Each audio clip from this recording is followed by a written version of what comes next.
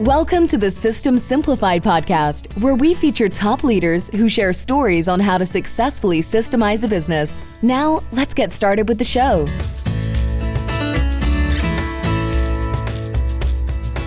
Hello, Brandi Klevit here, the host of the System Simplified podcast, where I feature top founders, entrepreneurs, and thought leaders about systematizing a business.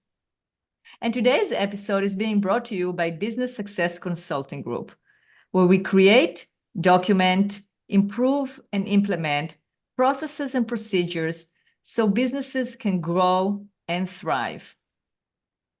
And today's guest is Brandi Johnson. Hi, Brandi. Hi, Adhi. Thanks for having me. You're very welcome. I'm very, very excited to have you as a guest. So, Brandi, we work together. You are the executive director of two amazing nonprofits, which is the Father's Heart and LoveOne, and located in Portland, Oregon.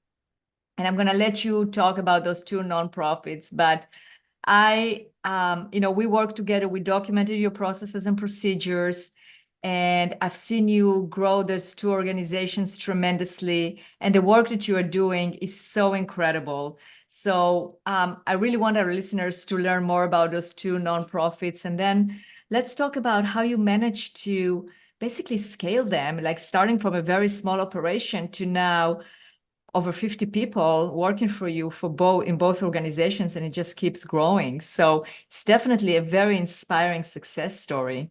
But first of all, let's hear about those two nonprofits. So why don't you tell us about how you got started with them and what do you do? Sure. It's one of my favorite things to talk about. So LoveOne was started about 15 years ago by a friend of mine and my husband's, Dave McAdams. He was at the laundromat one day doing his own laundry, and there was a woman there who had washed her clothes but ran out of quarters and couldn't finish drying her clothes. And she'd started crying, and he asked her what was going on. She explained. And he thought, she can't be the only one who can't afford the cost of laundry at a laundromat. And for the most part, folks who utilize laundromats are in housing situations where they don't have access to their own washer and dryer. And so it's actually more expensive, even though they might be on a more restrictive income. And so he started wondering, how could he go about getting more quarters? And Dave, bless his heart, at first, it was just literally, how do we get quarters? And so he bought candy machines, installed them at local businesses, and they would go around and fill them up and collect the quarters. And that's the origin story of LoveOne. And then a few years later, my husband and I started volunteering because in addition to doing free laundry at a couple places in Milwaukee, he added the Oregon City laundromat. And we thought this is a great opportunity for us and our children to go and volunteer and just connect with our neighbors and build relationships.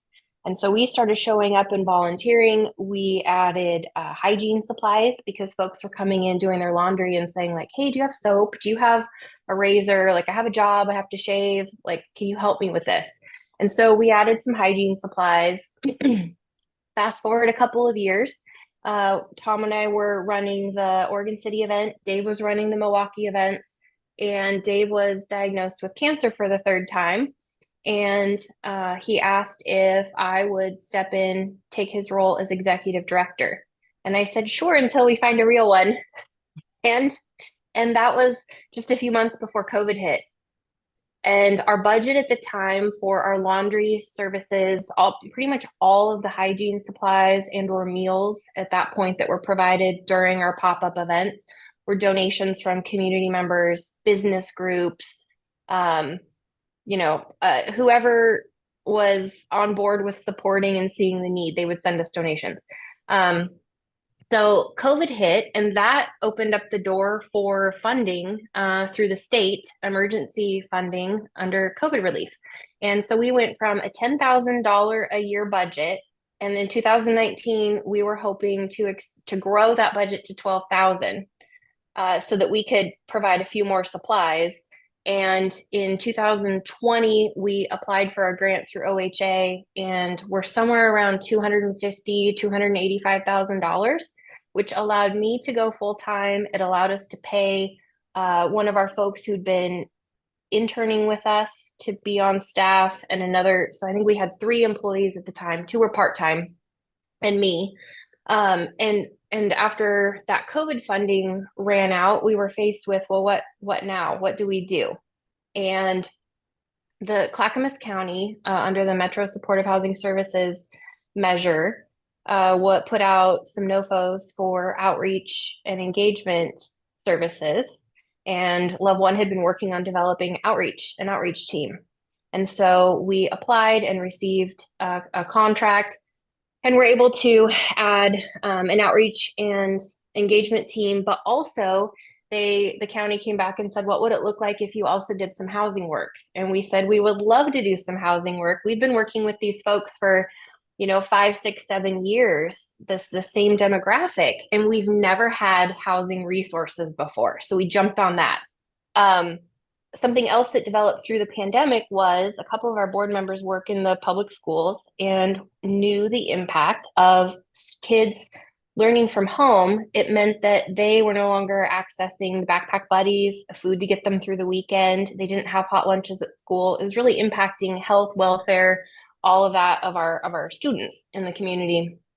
And so we distributed food boxes at various sites throughout Clackamas County while those were available because of COVID relief. And when that ended, we knew that there was still a need. And so that's what allowed us to start up a food pantry at Redland Grange. So a rural area just outside of Oregon City, where we serve about 400 people every single Thursday. And that's roughly 5,000 to 7,000 pounds of food through a partnership with Clackamas Service Center and Oregon Food Bank. And that food is gone last Thursday. It was gone in 17 minutes. Wow. And so that demographic of folks accessing those services are primarily housed, unstably housed, doubled up, situations like that. So really the heart and soul of LoveOne is, how do we help our neighbors in need? And a neighbor in need can be literally anyone at any time. It can be you or me. It can be our unhoused folks. It can be anyone. And so we're continuing our food pantry work. We added those other services under our contract. And then we also started a trash removal program because we were getting a lot of referrals from local law enforcement, PDs, sheriff's offices around encampments that were building up, accumulating trash. And the county had some funding available to help with removal services. And so our outreach teams go out, build relationships with folks, help them with whatever next steps. Do they need ID? Do they need their birth certificates? Can we work on some housing options? All of those sorts of things. And then we have them identify what items are ready to go. And oftentimes they are beyond excited to be able to have access to trash service. And then we come back and hold what I refer to as a trash extravaganza, because we always need volunteers. And if you call it a trash cleanup, people are like, but if you call it an extravaganza and you celebrate birthdays and you have lunch and snacks and you make it fun, we end up with more volunteers than we can possibly utilize. And then the other amazing thing is we are able to use some of our funding to pay folks with lived experience to come out and help work the event with us. And the folks who live there are also paid for their time helping clean up. And just a little side related note that I didn't expect to learn through this process is that often when you see, like, say, a short space of road with RVs and encampments and such, and there's a bunch of trash piled up, not all of that is brought there or result of the folks camping there. There's so many house folks who will literally dump off their trash because it's a convenient spot, and it's like, what's the point? And so that's been an eye-opening and community education piece for us. I never thought that we would be running trash programs, but it fits well with what we do. And then most recently, we've added a program where we go out in the rural community because the supportive housing services funding is specific to the urban growth boundary. And so we can't utilize that funding in, say, Sandy, Malala, Estacada, any of the outlying areas.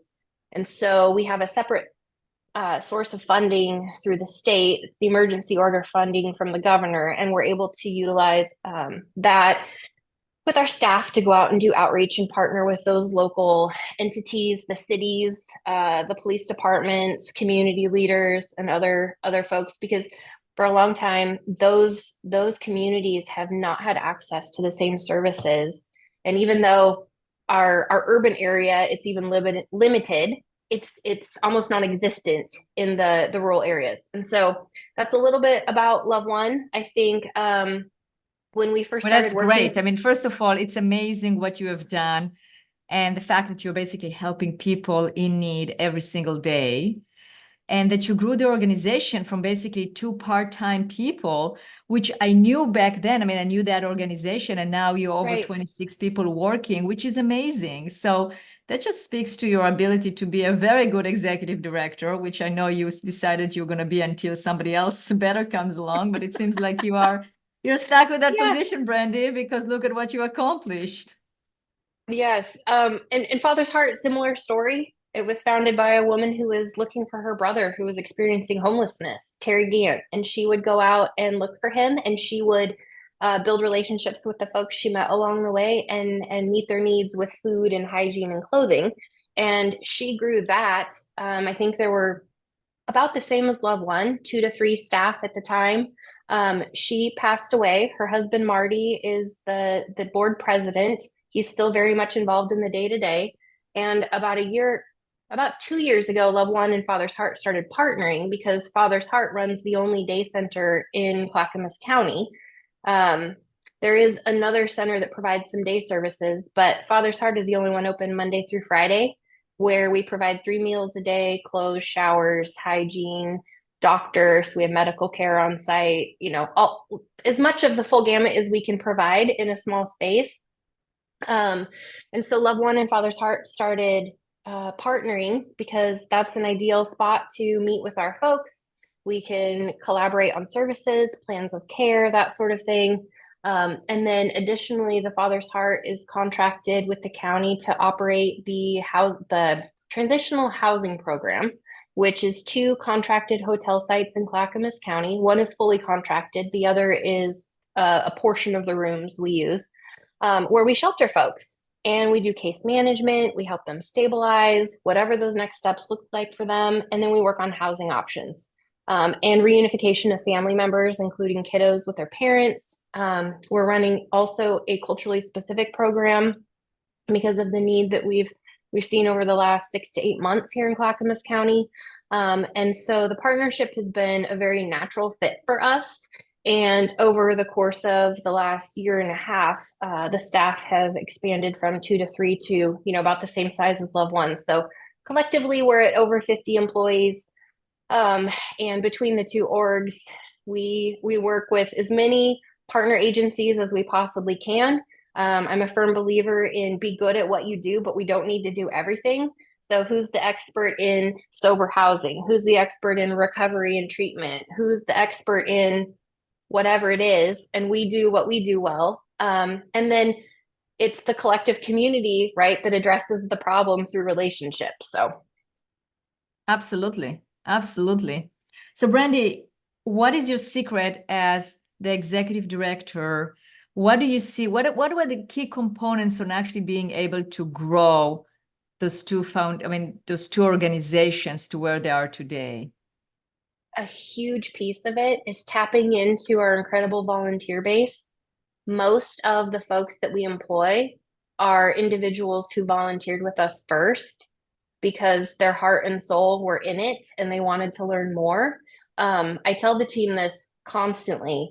If folks come to us with those soft skills, they come to us with the passion and the interest and the curiosity and the want to help, we can teach those hard skills. We can teach how to use Teams and Microsoft Office and Google Drive, right? Like those are things that we can accommodate and support, but you can't teach someone how to love their neighbor or be compassionate and extend grace to their coworker.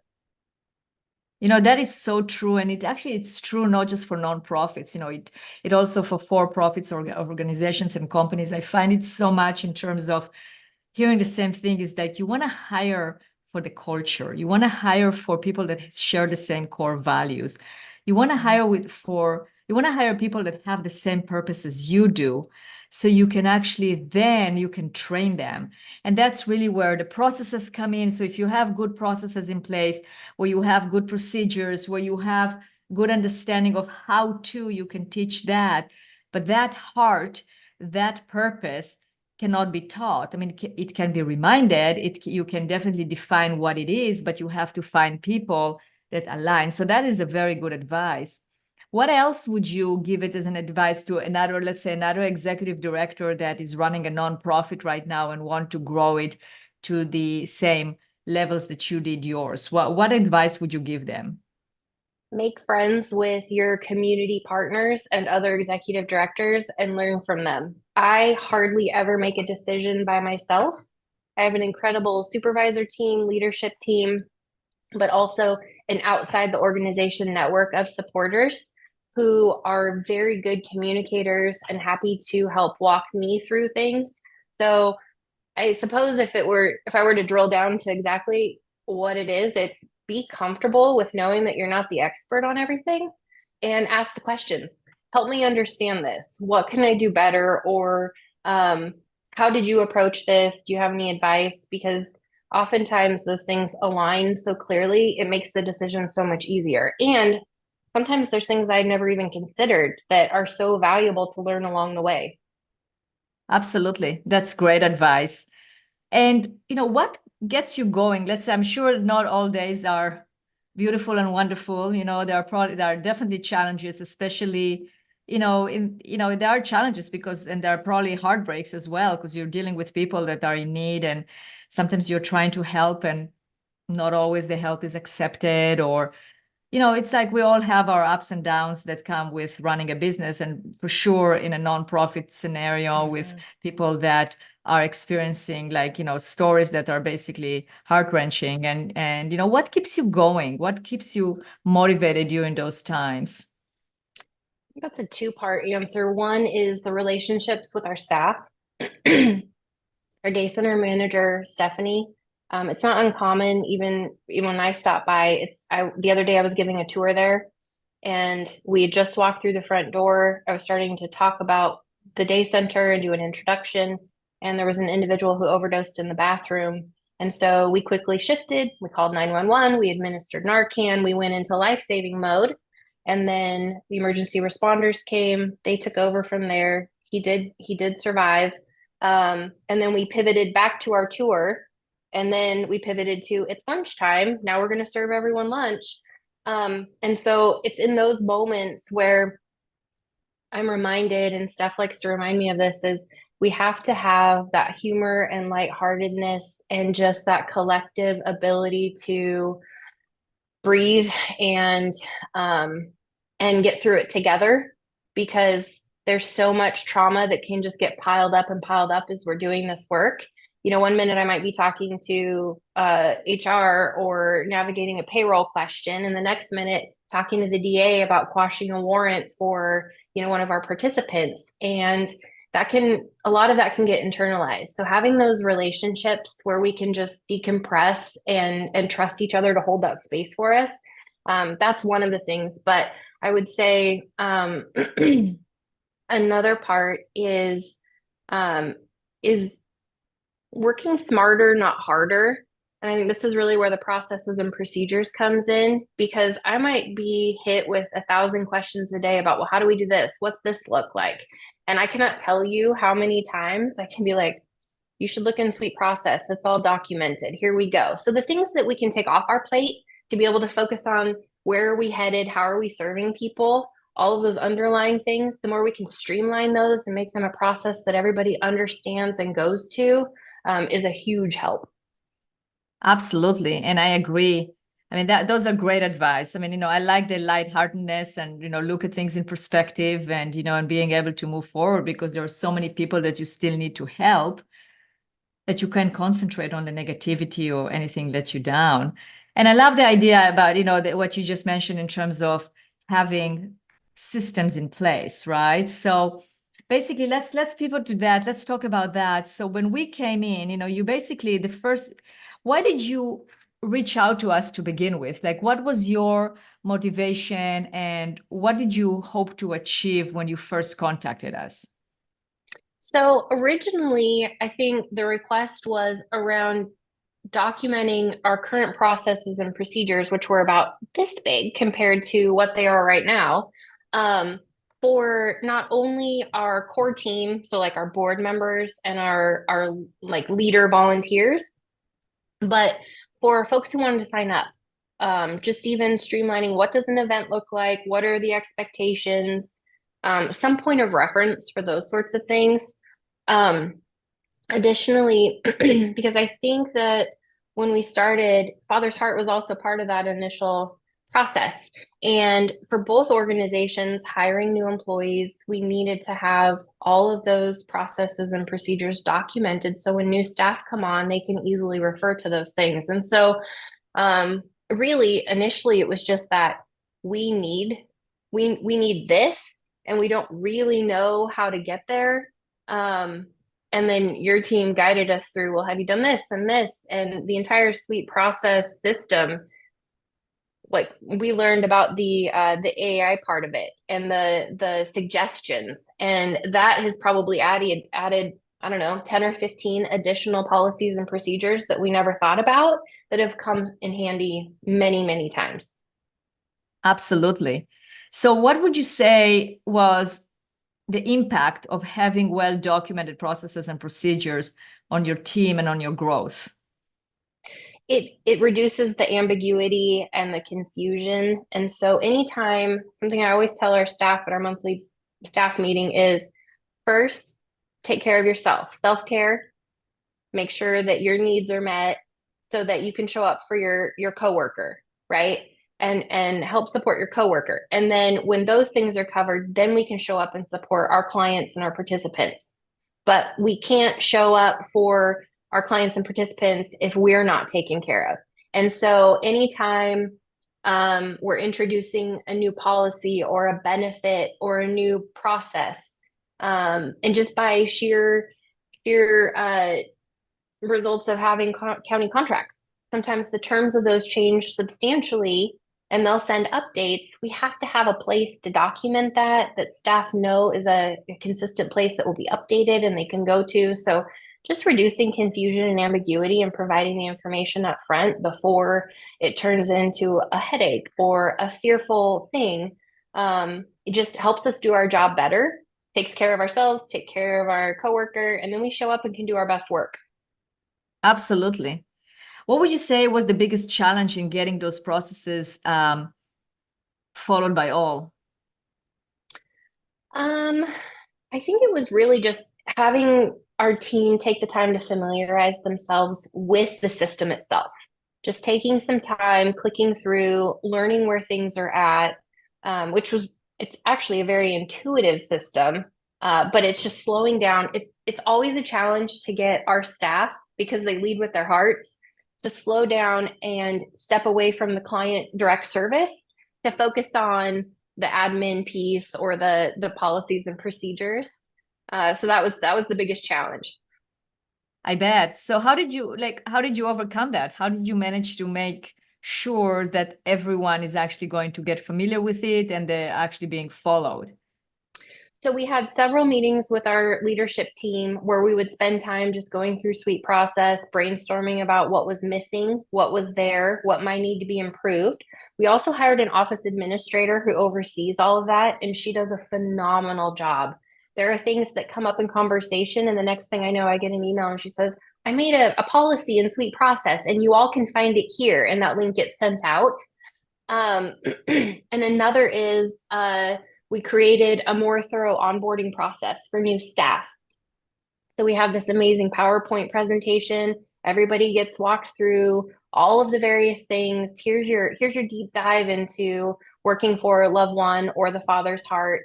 And this is what it looks like. So there's the visual, there's the auditory, and then bring your laptop. We're going to walk through it, right? So the hands-on piece of it. That's fantastic. That is really good. So how would you summarize, like, let's say you're talking to a business owner or a nonprofit executive director or a staff member in a company. what would you tell them of why is it so important to have well-documented processes and procedures? I mean, what did it do for your culture and for your people? So I would preface it with, I know this sounds like a lot of work and it's overwhelming, but trust me, you have to stop and make this happen and have, assign it to your team, whatever you need to do, but do this because the end result is it's going to take so much off your plate and make things so much easier. Can you repeat the other part of your question? Yeah, no, that was the question. It's like, but how does it, like, what does it do to your culture? Like, that's what you will tell them, but what did it do for you and the culture of the organization? Well, I mean, there's the piece around just what the policies and procedures look like, right? How they're written, the tone, because people read things and interpret them. There's always that kind of disconnect. So having consistent messaging, consistent processes that align. So we don't have one policy and procedure for this program that's in direct contrast to maybe another program's policy and procedure around that. So that has really helped the culture because anyone can go in and look at any of the policies and say, oh, the housing program has the same policy, or it's a shared document, right? It's shared across. So we know our expectations. Again, I think it really comes down to reducing the ambiguity and equipping people with the knowledge. So it's just, it really speaks health to our culture. Absolutely. So now tell us, how was it, your experience with us? How did we help you achieve that? I was blown away that it wasn't just like one person assigned to our team. I think we had at least 2, if not 3 people at all times. And anytime I would go in, there was always one of your team working on something. And it was super helpful, like I said, getting us to slow down and just stop and focus on getting this project done.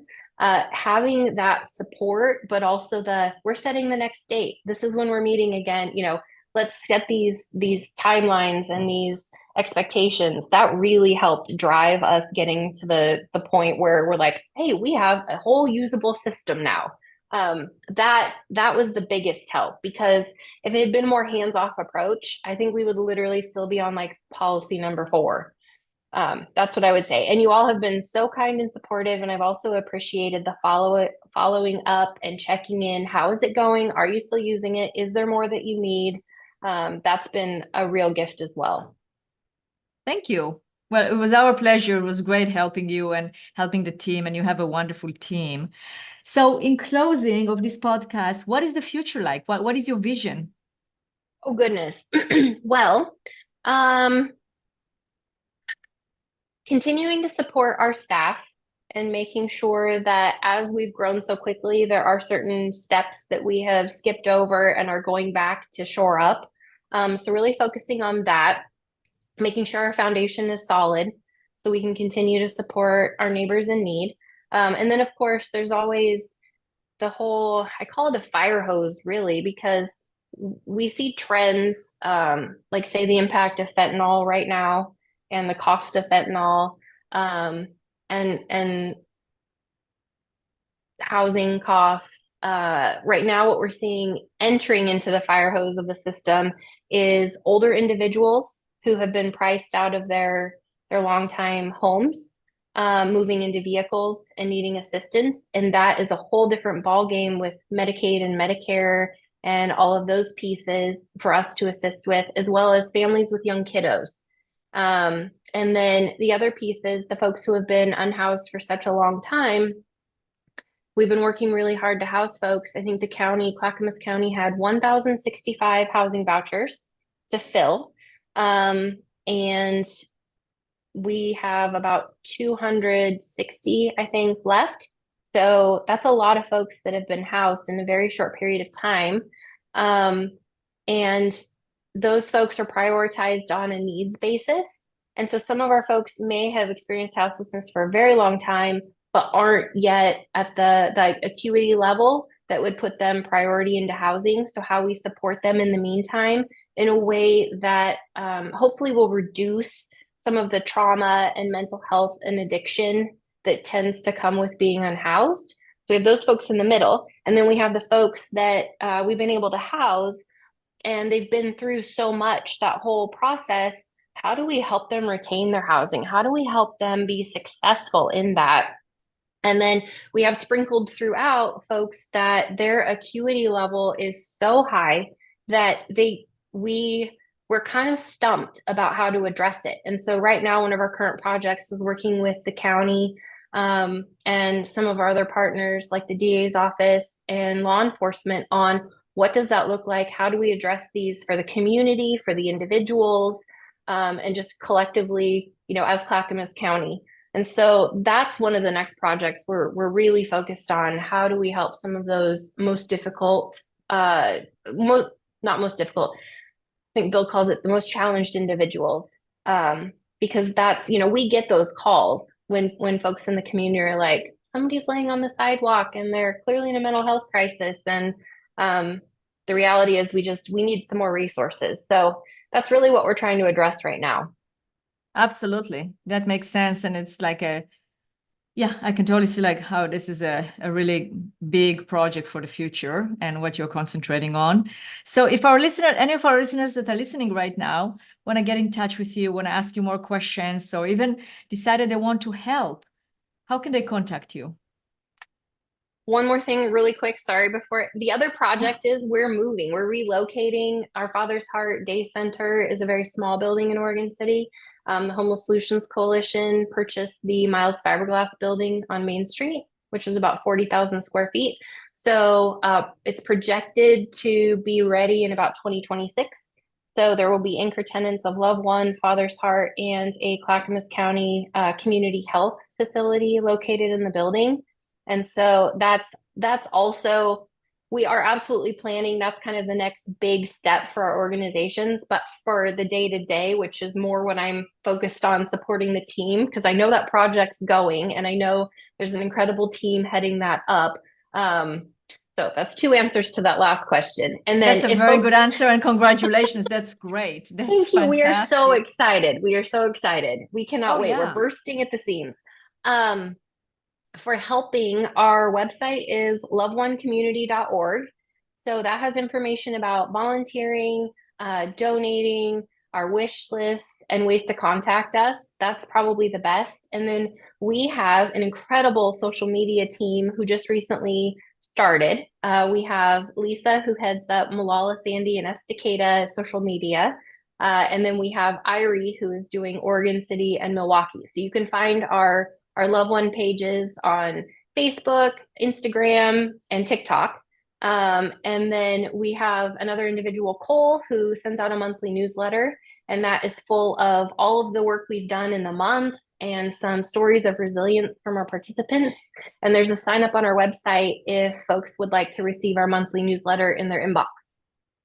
Fantastic. Okay, well, we'll include all of that in the show notes. And Brandi, thank you so much for being a guest on this podcast. You are definitely an inspiration, and I'm sure you're going to take these two organizations to a whole different level in the years to come. Thank you, Adhi. It's been a pleasure.